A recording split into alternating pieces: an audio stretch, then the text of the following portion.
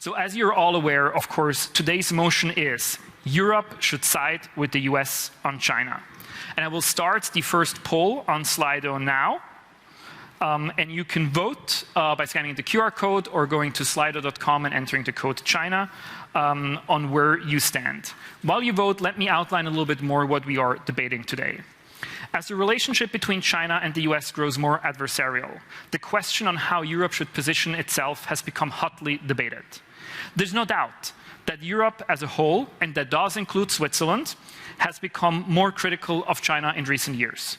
But while the war in Ukraine has revived the transatlantic partnership, Europe does not seem ready to simply align itself with the US on China.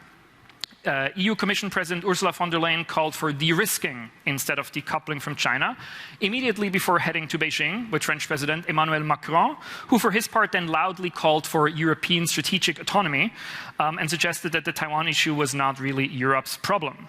And just last week, Chinese Premier Li Jiang was welcomed in Berlin and Paris, while at the same time, notably at the same time, Brussels presented its economic security strategy, a document that does not mention China at all, but very clearly is aimed at it. Premier Li also called the suggested measures discriminatory. So should Europe heed Washington's call for closer alignment on China and increased securitization on the economic relationship? Or can the continent find a path to strategic autonomy, separating doing business from security concerns? And could it, in light of increasingly combative rhetoric from both Beijing and Washington, even act as a mediator in the coming superpower conflict? These are the questions we are going to be discussing tonight. Thank you very much for your votes. It looks like you have all voted, and I will close the poll now. Now, let me introduce the teams that will argue tonight. Arguing for the motion that Europe should side with the US on China, on this side is Noah Barkin, a senior advisor in Rhodium Group's China practice based in Berlin, where he focuses on Europe-China relations and transatlantic China policy. He's also a visiting senior fellow in the Asia program at the German Marshall Fund of the United States and creator of the very popular Watching China in Europe newsletter. Joining him is Simona Grano, a senior lecturer at the University of Zurich and director of the Taiwan Studies Project at the same institution. She completed her PhD in Chinese Studies at Ca' Foscari University in Venice, Italy in 2008, and since then has held research positions and taught China Studies and Taiwan Studies at her alma mater, the University of Zurich in Switzerland and the National Chengchi University in Taiwan.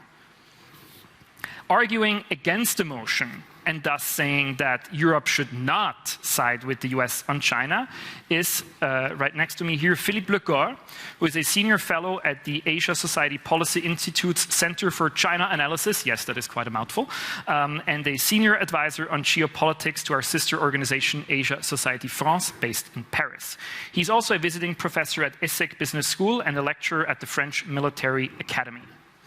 And joining him is Marina Rudyak, an assistant professor at the Institute of Chinese Studies at Heidelberg University and currently an interim professor for Chinese society and economy at the University of Göttingen. Her research focuses on China's international development cooperation, China's relations with Russia and Central Asia, and the international discourse system of the Chinese Communist Party. And you will find more on all of our speakers on our website if you so desire. Thank you so much, everybody, for joining us tonight. We're very excited to have you with us.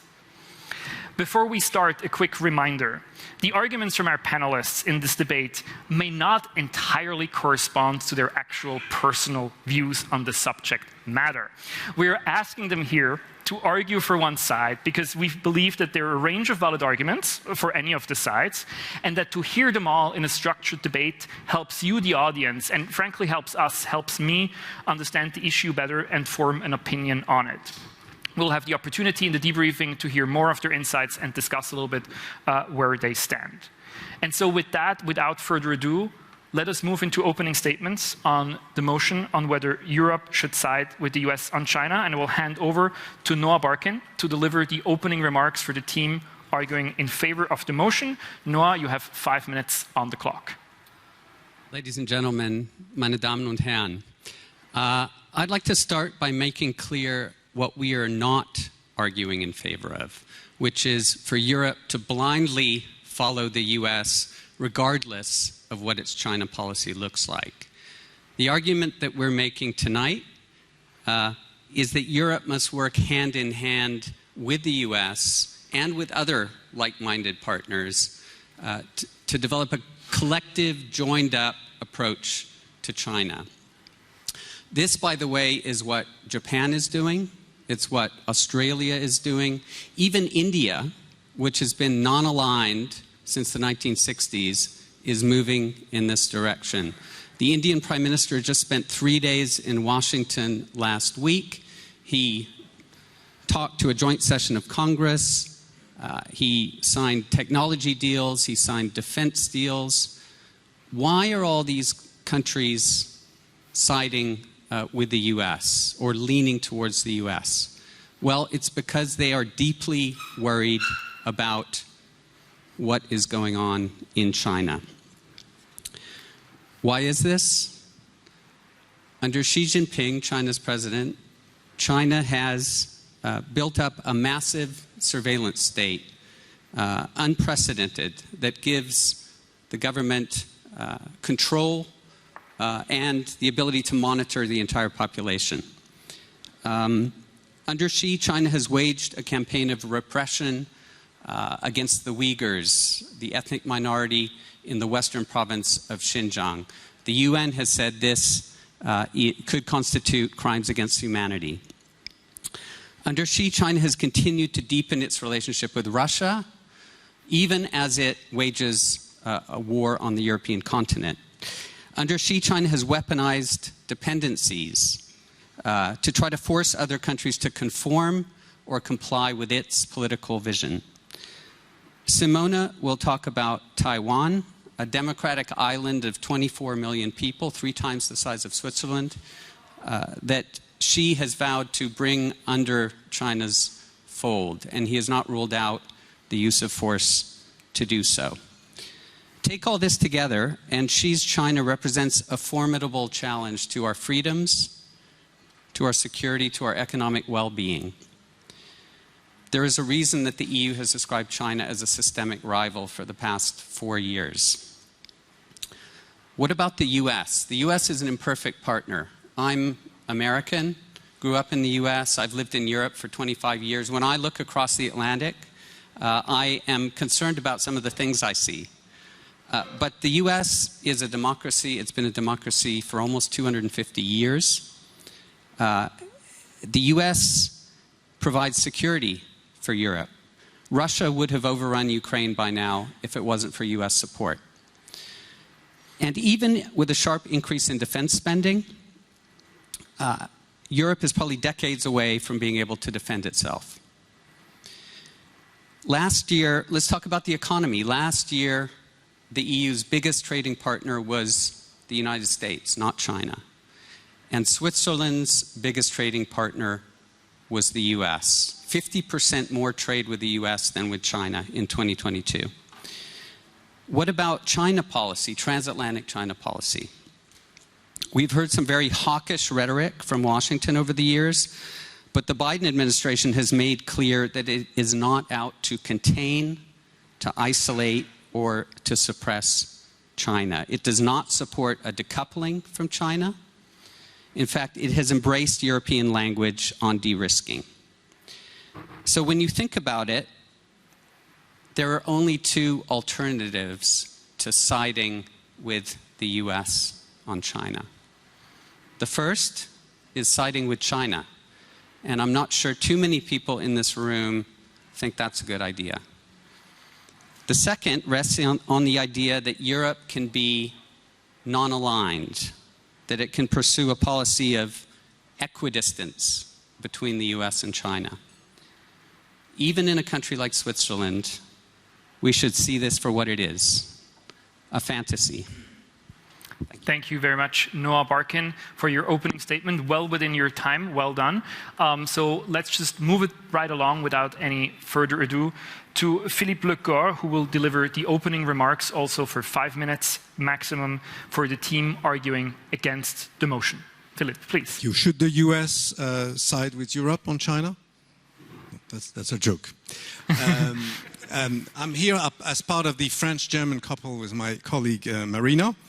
And just to tell you that, having lived myself in the US for a number of years, Europe has tried to no avail to discuss China issues with US administrations, two of them, in fact, the Obama administration and the Trump administration, without much success.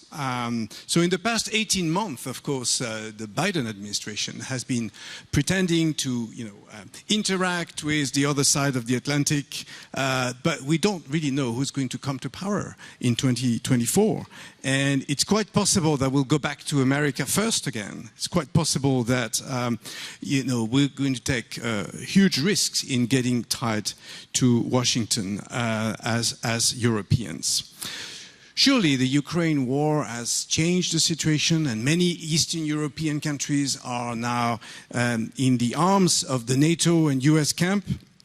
But at the same time, Europe needs to build its own defense capabilities, procurement and foreign policies, so that it can face offensives from authoritarian states like Russia, China, others, and it should therefore invest in defense and enhance EU procurement mechanisms, as opposed to acquire massive US weapon systems. China should also not be excluded from the conversation, because it will become one or two or three poles of the multipolar world in which we are living.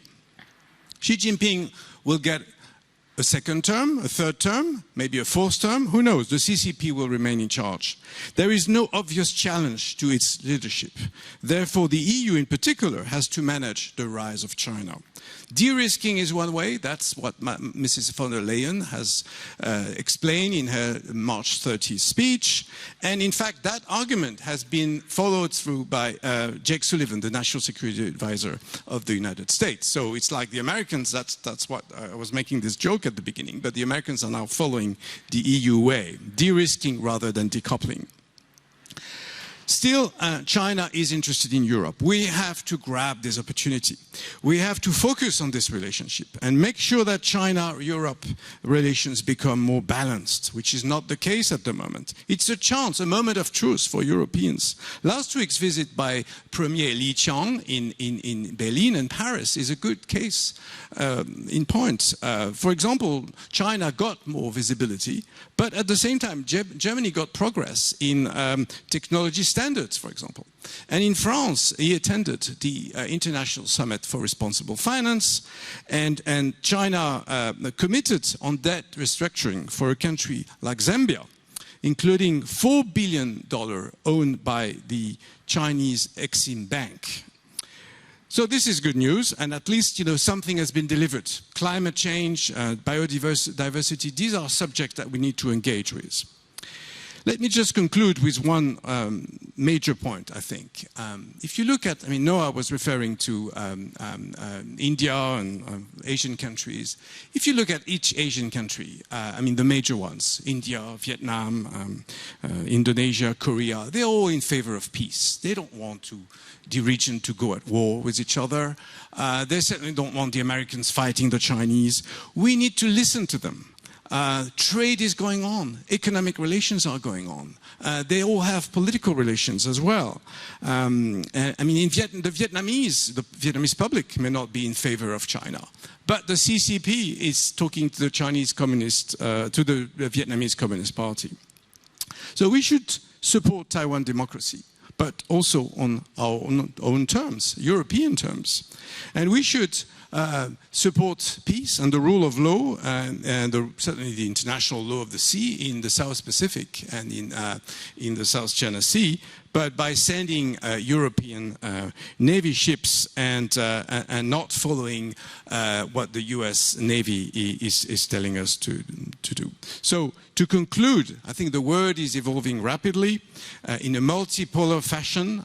This is no longer a world of two big powers, and we need to play our cards. And the 27 nations, in addition to France, like Switzerland, needs to enhance European autonomy vis-à-vis China and vis-à-vis the rest of the world. Thank you very much, Philippe Le Corre. I want to commend you on that wonderful point landing at exactly 5 minutes. Thank you so much for your opening statement. We'll pass it right along back to the team arguing in favor of the motion, to Simona Grano, who will deliver her rebuttal in 5 minutes. Please, Simona. Is it working? Yeah, okay. Great. So, ladies and gentlemen, let me start by pointing out and emphasizing the obvious. Opposing team statement that Europe should maintain strategic autonomy is also the preferred scenario of the CCP, and hence you should take it as what it is, pure propaganda.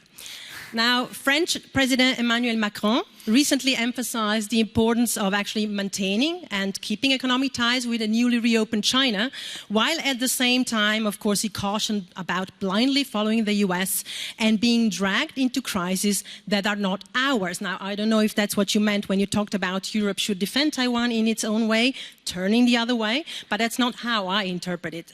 So, in my opinion, carving out our own path, as competing team has argued, cannot mean that Europe can opportunistically and parochially pick issues where it's more convenient to meddle from others that it's not convenient for us to get involved in.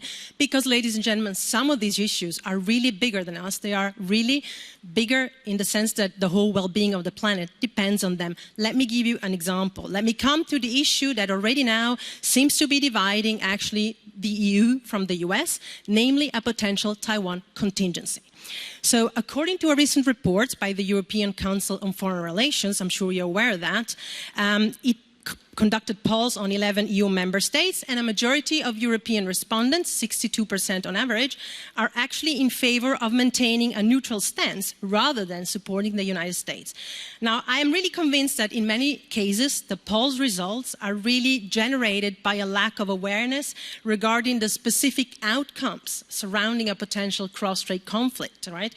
And the impact really in terms of economic damage and issue of procurement that you have mentioned that would really be coming out of it for all of us. So let me address that. A conflict over Taiwan would actually trigger a global economic shock with the potential to completely disrupt the worldwide economy as we know it. A report by the Rhodium group that came out in December 22 actually estimates that not a war, a simple blockade of the island of Taiwan would actually spark $2.5 trillion in annual economic losses. No country could actually be spared from that, and that's even in the case that the war does not become a fully fledged war, but just a blockade. Now, the same report also found that Taiwan would suffer, of course, the biggest economic hit, but that the blow to China would also be immense, and the fallout would reverberate throughout the whole world.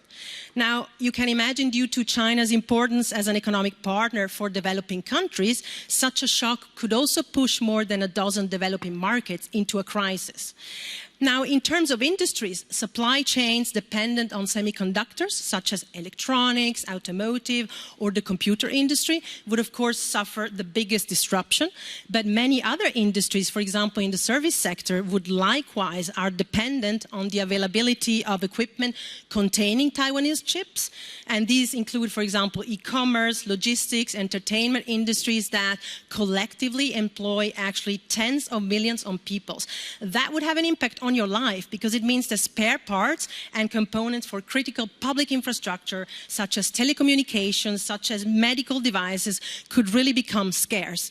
The full social and economic impacts of a chip shortage of that scale are really incalculable, but you can imagine that they would likely be catastrophic, especially in comparison to what we're now living through because of the war in Ukraine.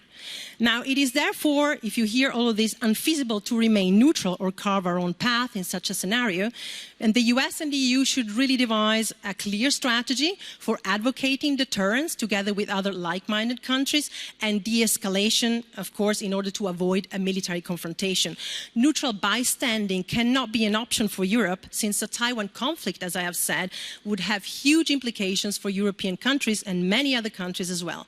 I believe that our policymakers are actually realizing that, and in fact, while in the past European politicians focused mostly on issues of economic dependence and competitiveness and market access when it came to China, now we see more and more discussions about strategic issues, human rights violations, and security issues.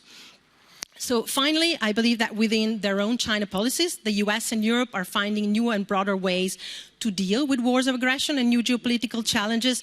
And it is therefore clear that Europe should be prioritizing the transatlantic alliance and its political, economic and cultural ties, siding with the US on China. Only this way we can prevent a war of aggression and defend the multilateral order as it is.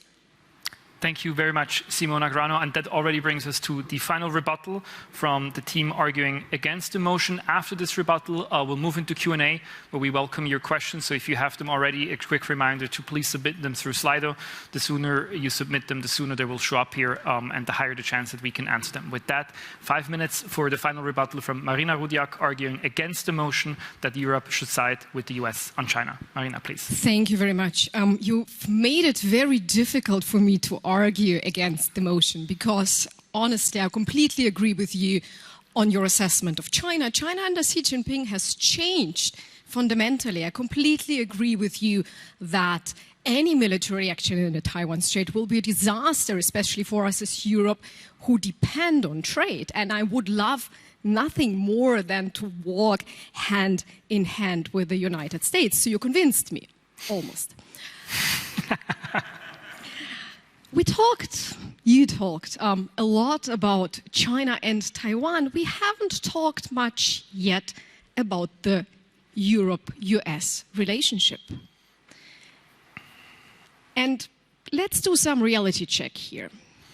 Yes, Europe and the United States have a lot of common interests, but they are not identical. You can summarize the relationship in a formula. It's the Europe equals US minus A minus B plus C.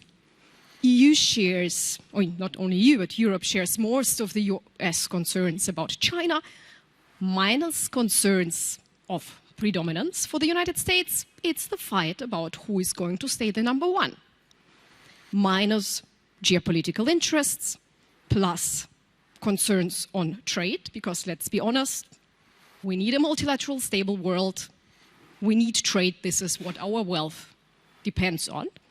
And our trade concerns do not concern only China and Taiwan. They also concern the United States. I'm just saying the IRA, the Inflation Reduction Act. And plus, I'm going to use the evil T word. I was told recently in Washington, don't mention the T word because, we don't even mention it in our families. 2024 election, what happens if Donald Trump is back in office? And then we'll have to reassess the relationship. So if we talk about walking hand in hand, if we talk about aligning to what? If you take a sober look at US-China strategy, it's currently a piecemeal strategy. Uyghur cultural genocide, Taiwan, semiconductors, approaches in all these three areas are not connected to each other. The European approach is actually much, much more holistic. And the US strategy at the moment seems to consist only of deterrence. Credible assurances have fallen under the table. So before we talk about alignment and walking hand in hand, and by the way, I don't think that the US could align with Europe is a joke. There is some truth in that. We have to take into account that actually the European voice is needed to balance the UN's tendency to ideologically overreach. China has become a domestic issue. China is the new Taliban. There is almost a sense of inevitability of return to a fractured world. And for Europe, the costs of a fractured world are too high. We can't solve climate change, migration, and other major geopolitical issues without China. There are some voices who say we can, but that's pretty naive, or what Hans Morgenthau already in the 1970s described as strategic narcissism, which he saw as the biggest danger to US foreign policy. So it is a responsibility of Europe to put the brakes on. Intense competition requires intense diplomacy. So what do we need to do instead? I think a key issue to solve is how to accommodate China in the international rules-based order.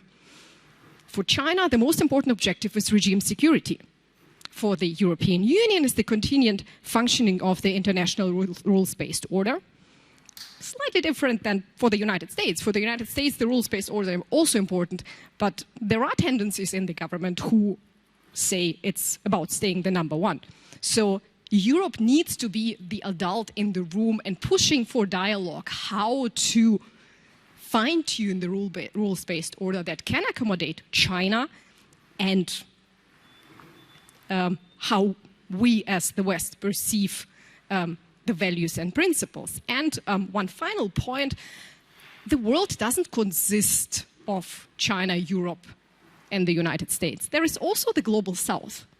And we need to make sure that when we talk about alignment, when we talk about common policy, that we don't lose them. And with that, I come back to my colleague's point. The US should side with Europe. Thank you very much, Marina Rudyak. Thank you, everybody, for your fantastic opening statements and rebuttals. And that does bring us to the Q&A. And again, if you do have questions, I see many of you have submitted them. If you cannot think of a question right now, but you're just generally interested what other people are asking, you can still go on Slido and see other people's questions. You can even upvote a question that you particularly like. It will sort of change the order of the question on my screen and increase the chances that we can ask that question. But I want to get a few questions from my side out of the way very quickly. Noah, the US is increasingly weaponizing its economic policy. We've heard it's the securitization of everything. It's using export controls and similar measures to try to hamper China's technological advance. Why should Europe follow along instead of using this opportunity, which might present itself here, to increase its own trade, its own economic relationship with China, especially, Marina has mentioned this, especially when the US is clearly trying to use the Inflation Reduction Act, the IRA, to use similar methods against Europe. So it does not seem that the US has Europe's, our best economics interests at heart. Why should we play along here instead of leveraging this opportunity? Well, first, I think it's important to make clear that, dispel a myth that the US is the one that began this whole decoupling. This decoupling has been underway by China. It was underway well before the US started to restrict certain economic interactions that it believes are a threat to its national security. The US welcomed China into the WTO in 2001, over 20 years ago, and it's because of the way China has developed that the US has responded to this, and Europe is also responding, as we saw with Ursula von der Leyen's speech, as we've seen with restrictions that Europe has put in place on Chinese acquisitions, etc. This is a response to China. This is not the U.S. Suddenly deciding that it wants to turn the economic landscape on its head and get more protectionist. Europe depends on the U.S. I made that point in my earlier conversation. Maybe that isn't felt quite as much here in Switzerland. It's certainly felt where I live in Berlin, which is one country away from a war that's going on. So if the U.S. is pushing back against certain Chinese policies that it sees as a threat to its national security, and Europe goes in the other direction, how long do you think it will be before the U.S. says, Europe is not working with us, we're going to leave Europe to its own devices? How long would it take before Vladimir Putin, if he's still in office, decided to march on beyond Ukraine? So that's just an example. Europe is heavily dependent on the U.S., and Europe is also heavily dependent on the U.S. economically. I think we tend to trump China up and talk about how we're all dependent on China. China has had a very impressive economic rise. But the EU's economic relationship with the U.S. is even deeper. And as I mentioned, Swiss trade with the US last year was 50% higher than it was with China. So going in a completely opposite direction and doubling down on business with China is not a solution for Europe. Thank you. Philippe, I want to ask you, strategic autonomy, which of course many people in Europe want, none more so than French President Emmanuel Macron, I would argue would require first strategic clarity. And there seems to be little to be had of that currently in Europe. Every country has its own interests, every country makes its own statements, every leader of a European country travels to China on their own. There's preciously little coordination. So how could we even talk about strategic autonomy when it looks like Europe as a group of nations is not getting its act together? How can Europe even find an agreement of what it wants out of China? Wouldn't that be a precondition to have what you say we should have? Nico, I beg to disagree. Excellent. I do believe, first of all, let me just say a word about what Noah said. Russia doesn't equal China. And the reason why we should have more autonomy, and this is linking to your question, is because there is something called the Asian pivot, which was invented by President Obama, which has been strengthened by President Biden, and the very same people in charge of the Asian affairs in the State Department and at the White House are actually pushing for a move towards the Indo-Pacific. In fact, the new word in town is Indo-Pacific, not Asia-Pacific. Therefore, we Europeans have no choice but finding our own ways to defend ourselves, because one day, Big Uncle, Uncle Jack, will be leaving town and we will be on our own. And we need to find our ways to arm ourselves, because we live in a very unsafe world. And there are authoritarian states, there are terrorist groups, and France was a victim of them, just in passing. And therefore, strategic autonomy is just one way to answer the question. Now, France does not argue that, for example, we should leave NATO. The argument that's been made for the past 20 years by the various presidents has been that France should be part of NATO, and at the same time we should strengthen European defense. What does it mean? Having common procurement, having a defense agency, having joint action forces, having military transport planes, these kind of concrete things that have been in the work for some time. Eventually, we will have to handle our borders. We'll have to handle, immigration problems, terrorism problems, and possibly, wars. We're having one not so far away. And in fact, the response by Europe has been very strong, and it's a good sign that, Europe is putting its act together, just like it did during the COVID pandemic. And this is sort of a rebirth of Europe, unlike what people in Washington would rather have, which is a kind of puddle, which we're not. Let's stay with strategic autonomy for a little bit, Marina. I think Simona has pointed out in her statement, after French President Emmanuel Macron, the person who most is in favor for strategic autonomy in Europe is Chinese President Xi Jinping. And not a day goes by when I'm not reading an article in Chinese state media on how Europe should finally find strategic autonomy and reduce its dependence on the US. Shouldn't that make us the tiniest bit skeptical that as great as strategic autonomy would be in theory, that pursuing it would inevitably divide us, would weaken the transatlantic stance, and that would only play into China's hands? Who should decide what European policy is? Is it the United States that can blackmail Europe into following its stance on China by threatening to withdraw forces?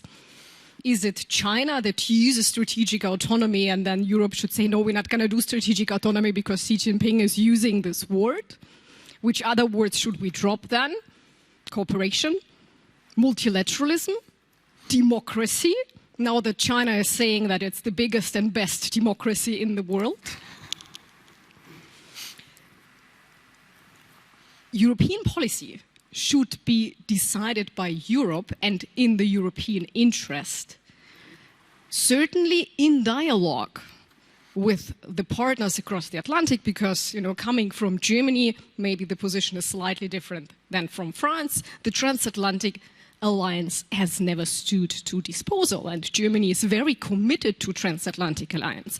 But at the same time, let's think to the end that, in coming back to the piecemeal China policy in the United States, just following that would, in many cases, mean weakening economically of Europe, weakening of Germany, and an economically weak Europe will weaken the alliance. So it is, in fact, in the interest of the alliance that Europe maintains strategic autonomy defined by us, not by China.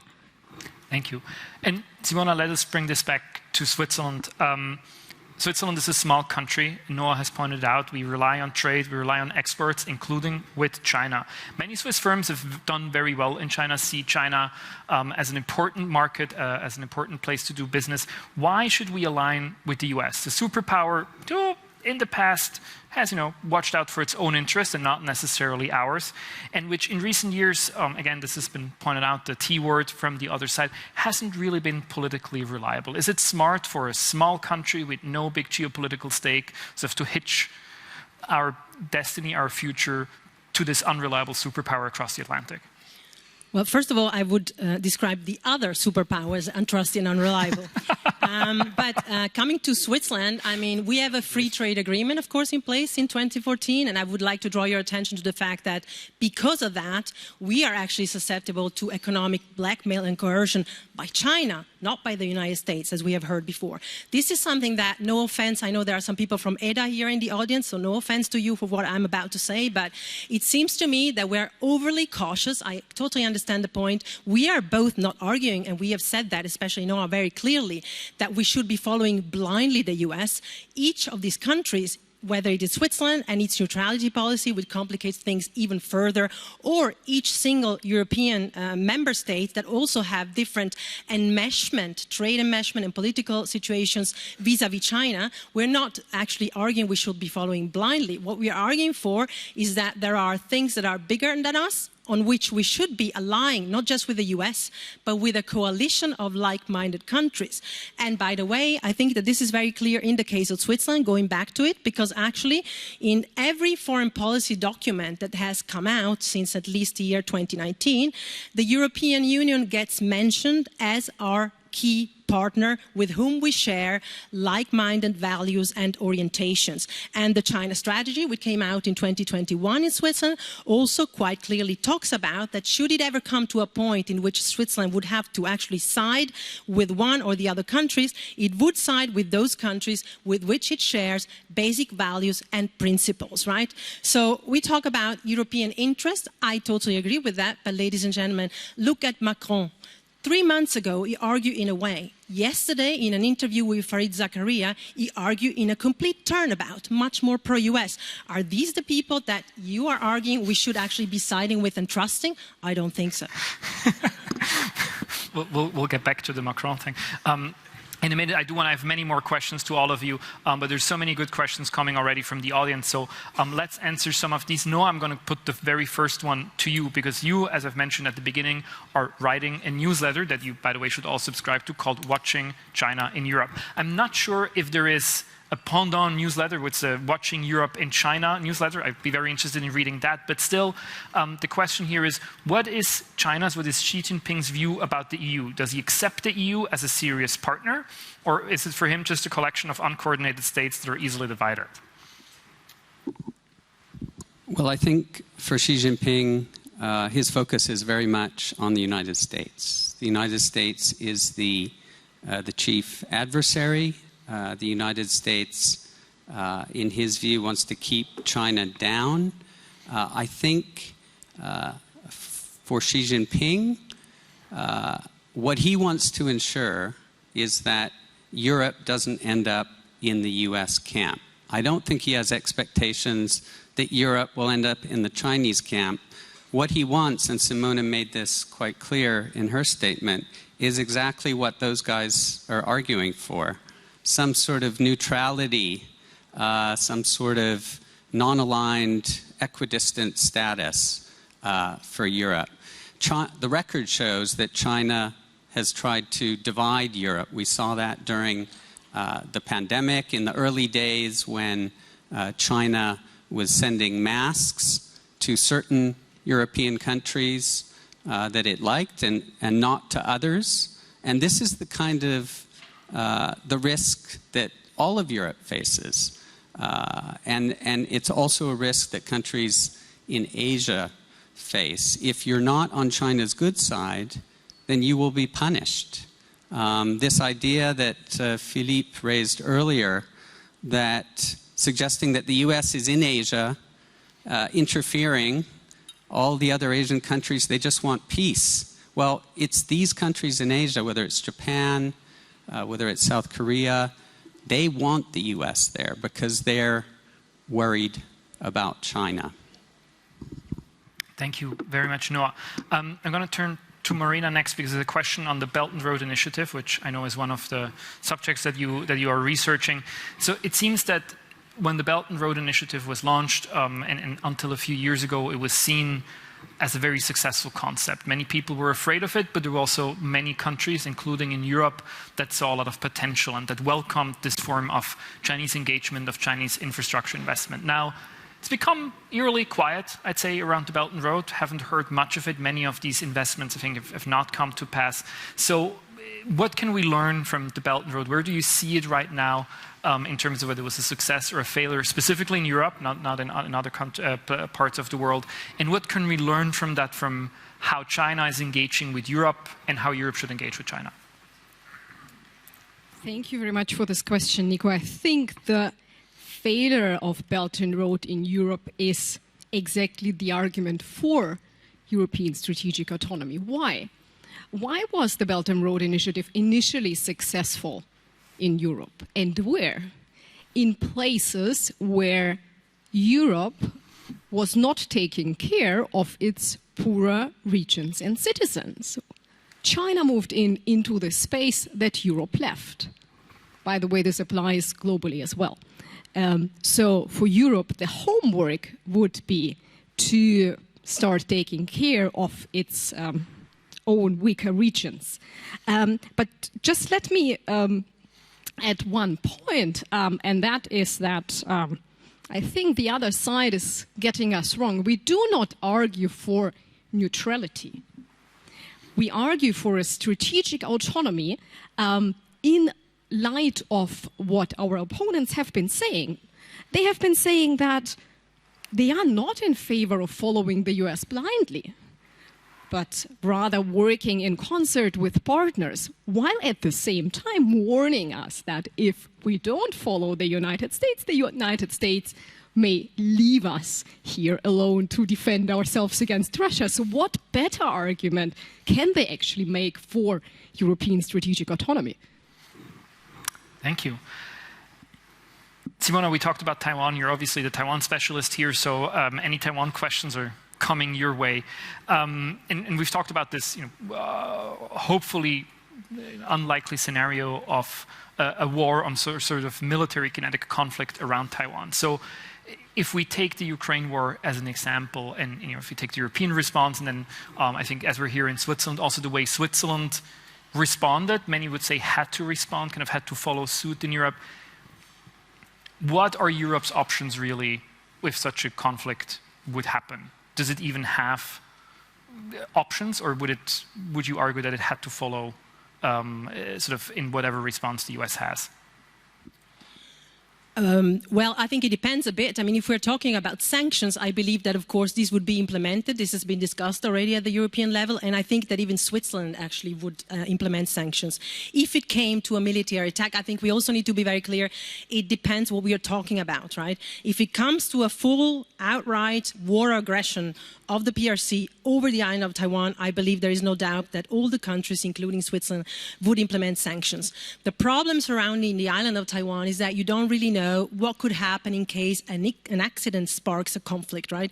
There are many more provocations going on in the past few years, for example, by Chinese jet flying over the median lines, sometimes lately even more flying into air identification zone that belongs to Taiwan.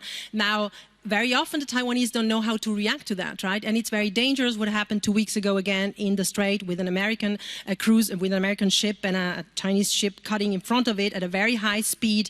These kind of things could spark an accident. Now, in that case, of course, it's a bit more difficult and not so black and white to really understand how the triggering moment of such a war would be. In case of a fully right war of aggression, I have no doubt that would be the case. What options do we have at the moment? Very briefly, to go back to your question, I think that we can actually indicate deterrence, indicate that we are united, indicate that in case China would invade Taiwan, that would be economic sanctions and a coalitions by Western countries that actually, isolate Beijing. It would be costly for all of us, and it would be, of course, much more difficult than what has been done with the Russian case because of China's global role. But the consequences of not doing it, as I have explained before during the opening statement or the rebuttal, are actually even more costly for us. What the European Parliament is doing is also useful. They are talking about how to integrate Taiwan more in supply chains that are more reliable, as we have seen during COVID-19 pandemic, than sometimes products coming out of China that didn't come out because of COVID pandemic reasons, and not only, and so on and so forth.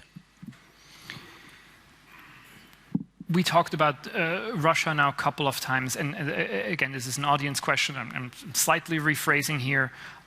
In a way, the audience question here calls it a soft approach. I'm not sure if I would agree with the characterization. But the idea of trying to integrate a country into the rules-based order, of trying to maintain dialogue despite differences, isn't that precisely the strategy you're advocating for vis-a-vis China that has failed for Russia? And shouldn't that worry us when we look towards China with that strategy? I know you said China isn't Russia. I think that's clear.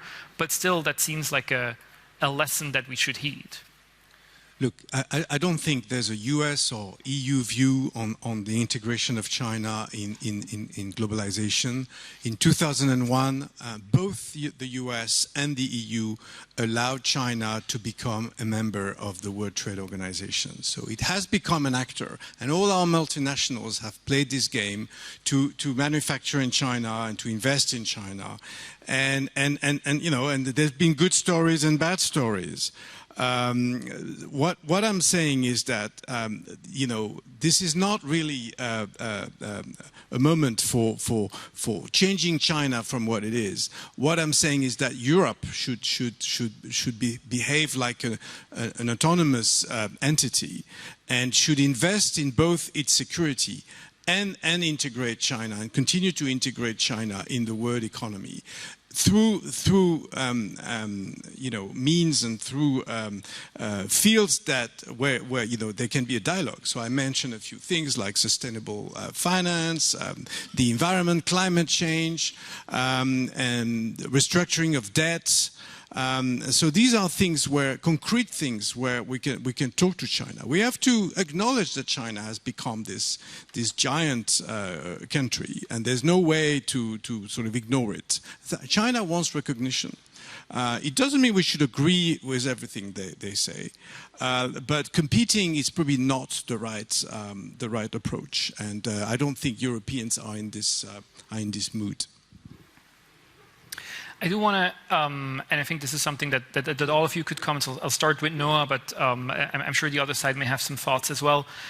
Spend a very quick moment talking about the economic security strategy that came out sort of as a draft, I should say, last week in the EU.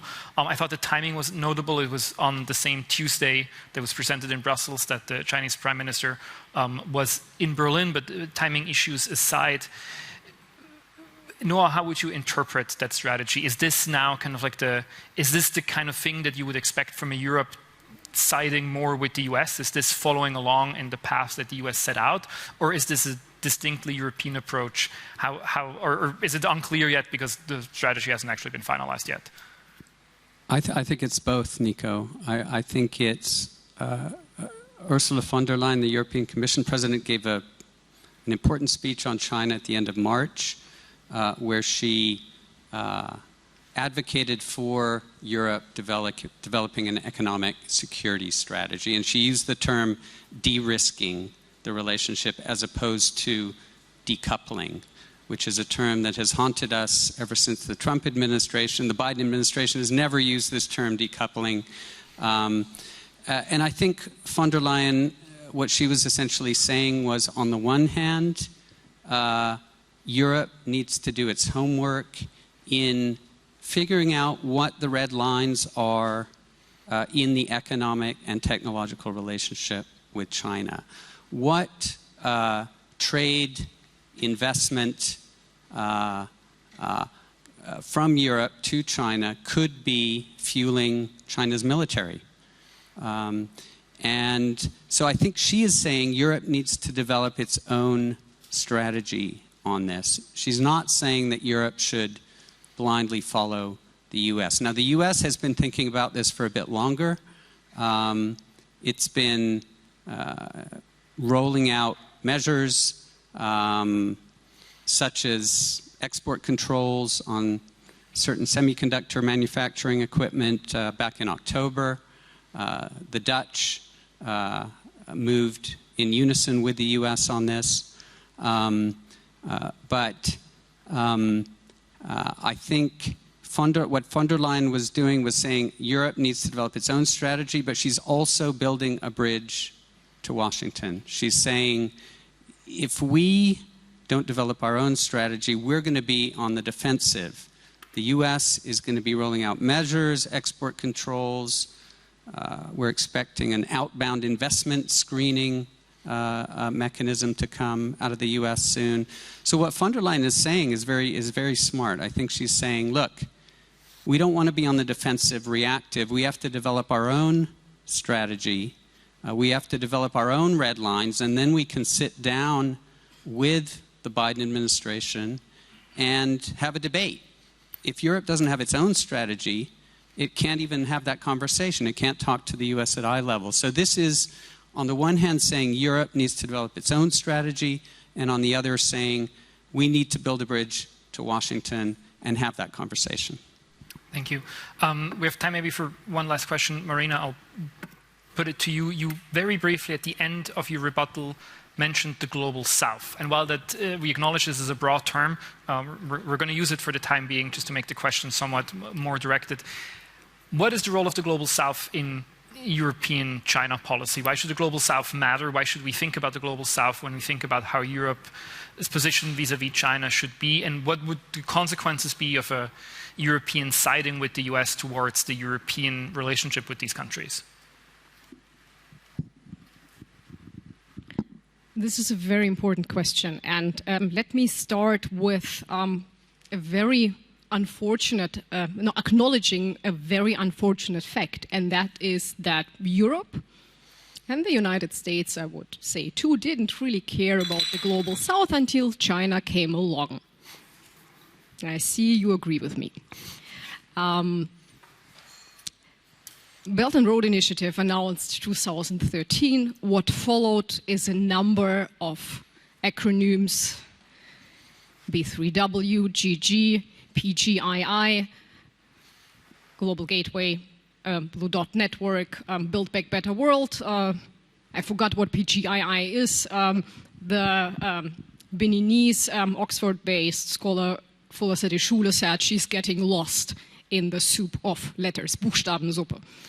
And the problem is that all these initiatives that the West has put on the table are much more about solving our China problem than addressing the challenges in the Global South, much less seeing them as common challenges. The former Liberian Minister of Public Works, Judy Moore, said nobody is as close to Africa as Europe, and yet until China came along, there was no creativity whatsoever in dealing with Africa.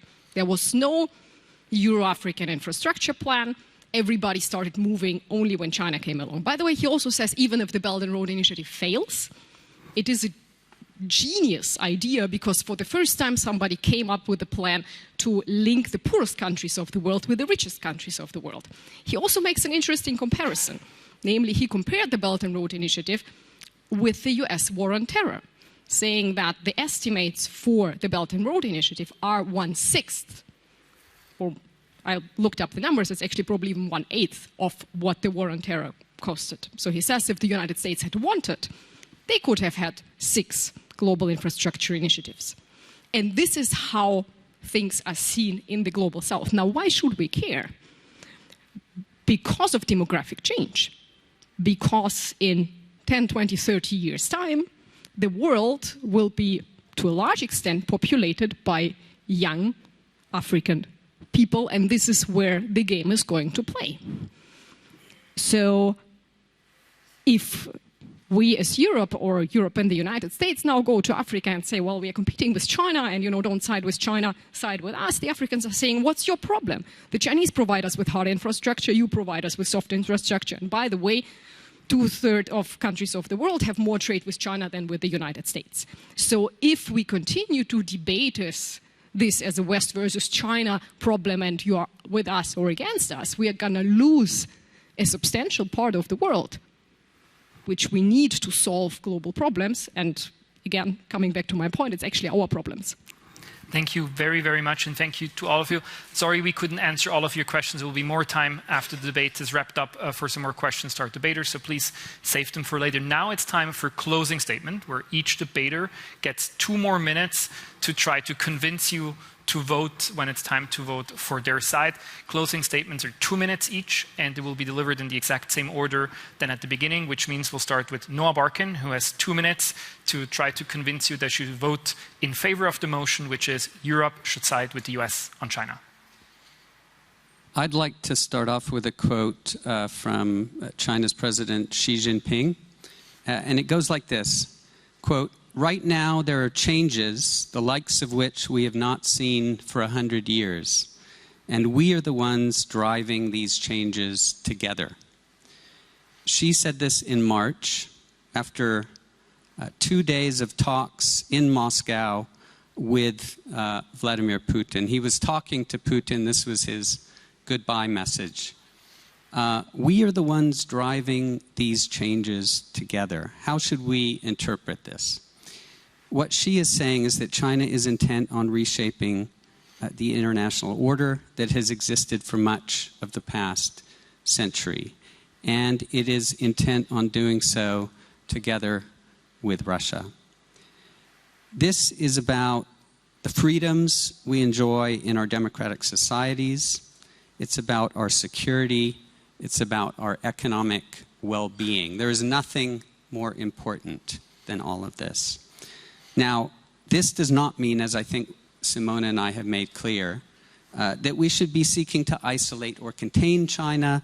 It doesn't mean that we should be cutting off dialogue with China.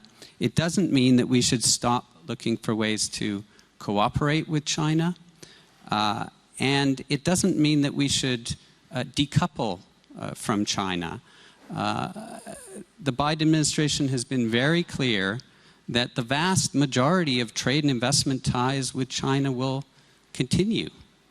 And we would be, the damage to our economic prosperity, if those were cut off, would be huge. But it does mean that we should be using the leverage that we have together in Europe, in North America, and across Asia to defend our values, both political and economic, in this systemic competition. It is in our own vital interest to do so, and Europe cannot do that alone. Thank you very, very much. Slightly over 2 minutes, but still okay. Thank you so much for the closing statement. And we'll pass it right along to the team arguing against the motion. Philippe Le Corre, you have 2 minutes. Thank you. Well, I think, you know, this statement by President Xi and Putin, that was before what happened over the past weekend, really. And the Wagner Group has shown that, that's shown to China, among others, that Russia is not necessarily a stable nation. And there are lots of questions being asked. And my colleague Marina, who is an expert on this, will I'm sure, reinforce that point. At the same time, what's happening, you know, in Washington? We have a toxic debate about China on Capitol Hill. We have a Republican Party that has invested millions in China bashing, and that is now preparing the next election of President Trump in 2024. So the Biden administration, which, by the way, just managed to get an interview, an audience with the Emperor of China, you know, he's basically on its last year, or 6 months, I should say, in power, and has not convinced many of its partners that the China bashing and that the decoupling was a good thing. So we, again, I'm reinforcing my own point. I'm sorry about this, but no, we have to go our own way. And in this multipolar environment, the only way is to enhance defense, enhance security, enhance European foreign policy. And by the way, the French, have been sending ships, in the Taiwan Strait and have like 10,000 troops in Asia Pacific. This is a European way to approach the security risks in Asia, and it's not about following some kind of big brother, which we respect and we like very much. But the world has changed, and let's think about multiple actors and not just two of them. Thank you very, very much. Simona Grano, your closing statement for 2 minutes, please. Thank you. I see the counterpart has learned a lot from China, also in terms of disinformation. Ladies and gentlemen, ask yourself this. Could we have avoided a current war in Ukraine if we had acted more forcefully, for example, in 2014 when Putin invaded Crimea? We simply don't know. But that's why we need to actually express deterrence very clearly. If you don't care about 24 million people living on an island in a democratic way, people that know what it means to be living under an authoritarian regime, at least do it for your own portemonnaie, because we will all feel the brunt of it. Right? So to effectively overcome all of these challenges we're talking about in the future, there is no way around that, to establish solidarity with other democracies, the US in premise, to deter any authoritarian regime that seeks to do three things, actually threatens the multilateral order, establish democracy like Taiwan, but also, as I said before, the global economy. Now, let me come to the closing remark. Really, a country's foreign policy, and this also has to do with Switzerland, is really an expression of the times. And in times of change, high volatility and geopolitical tensions, Switzerland must also adapt its approach. Going forward, instead of Wandel durch Handel, change through trade, Switzerland, together with other Western partners, should actually have to adopt a peace through cooperation approach when dealing with Russia and China. Only with close cooperation with like-minded democracy like the US can we actually hope to defend the rules-based order, critical, by the way, for small countries like Switzerland. Thank you. Thank you very much, Simona Grano. And that already brings us to the final closing statement delivered against the motion by Marina Rudyak. Please. Again, I, on many, many points, agree with our opponents, and close cooperation is what makes the transatlantic alliance strong. It's very reassuring that the Biden administration reiterates to speak with China whenever possible, but let me bring in the T word. What happens after 2024 if Donald Trump is re-elected? What happens to the alliance then? And I said before that I think, and not only I, some people in Washington are saying this, the Europe needs to be the adult in the room, also for the time after 2024. And the best way to strengthen the alliance is European strategic autonomy, which can keep the alliance together if things come worse in 2024. This means also continuing to speak to China now, because again, let's be honest, it was the first visit of a US foreign minister in China after 5 years. And Europe can talk to China in many areas where the US cannot. There is a lot of technical cooperation going on between European countries in China, with access to technical level thinking, with access that gives Europe the opportunity to develop strategic empathy, to understand how China thinks in a way the US cannot.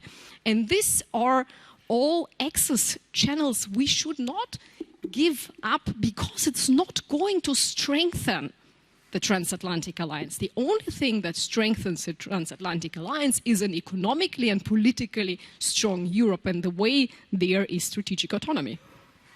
Thank you very much, Marina Rudyak. Thank you to all of you for your closing statements. And now it's time for you all to cast your vote for a second and final time. You know how this works. You can scan the QR code behind me, or you can go to slido.com and enter the code China. The question is exactly the same. You're asked whether you agree or disagree with today's motion, which is Europe should side with the US on China. let's see the results. I haven't seen this now, so I'm looking at them. In the first poll, we had 62% disagreeing with the motion and 25% agreeing. And then in the second poll, 52% disagreeing and 41% agreeing with the motion. So this is a change in plus 16% for the team arguing in favor of the motion. Noah Barkin and Simona Grano have won this debate. Congratulations to both of you. Congratulations also Philippe Le Corre and Marina Rudyak.